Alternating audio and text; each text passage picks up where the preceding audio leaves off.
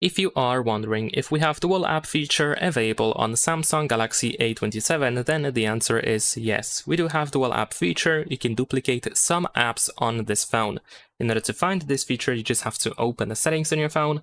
Then we're gonna scroll down in here to go to advanced features. And then here in advanced features, we have dual messenger. You should be able to find some apps over here. Of course, you can only see some apps that you have installed, and only those that, of course, are supported by dual messenger feature.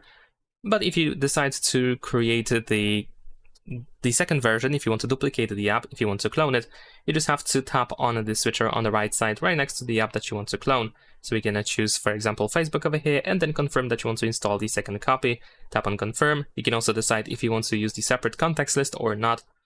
And then we can press next and OK. And after a couple of seconds, we should be able to have the cloned Facebook, which I assume is going to be in the app drawer. There we go. And that's pretty much it. Leave a like and subscribe.